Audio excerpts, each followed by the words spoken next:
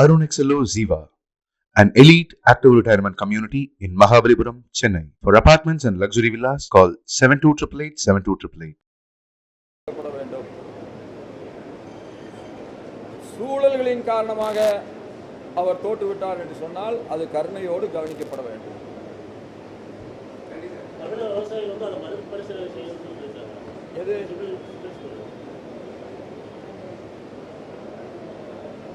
அந்த civil score முறையில் சில மாற்றங்களை கொண்டு வந்து விவசாயிகளுக்கு எளிதாக கடன் கிடைக்க செய்ய வேண்டும் என்கின்ற முறையிலே நம்முடைய அணுகுமுறை இருந்தால் நல்லது என்று நான் கருதுகிறேன்.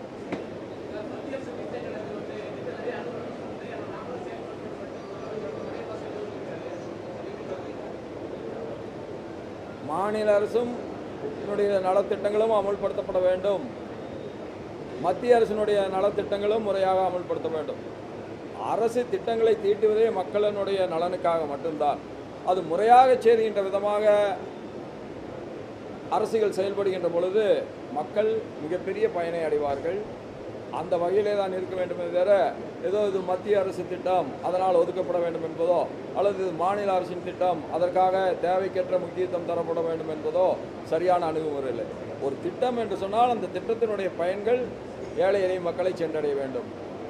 தமிழக முதலமைச்சர் என்ன குறிப்பிடாருன்னா, மத்திய அரசு பெயரளவில் தான் திட்டத்தின் பெயரளவில் தான் இருக்கு, ஆனால் முழு நிதியும் மாநில அரசு தான் கொடுக்குது.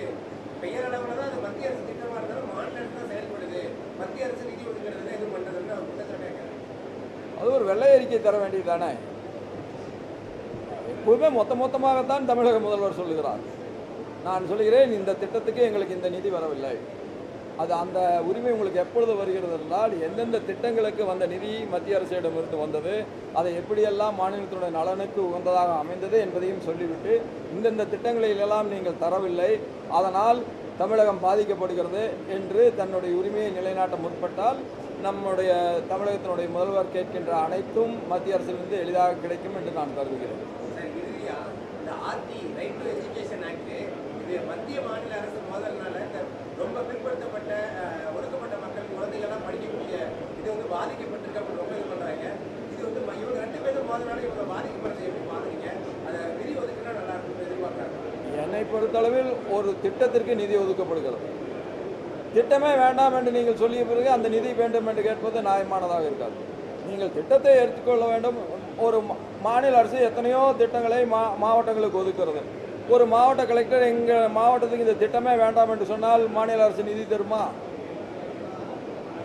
நமக்கு ஒரு நியதி, இன்னொருவருக்கு இன்னொரு நியதி என்று இருக்கக்கூடாது. எல்லோருக்கும் பொதுவானதாக நியதி இருக்க வேண்டும்.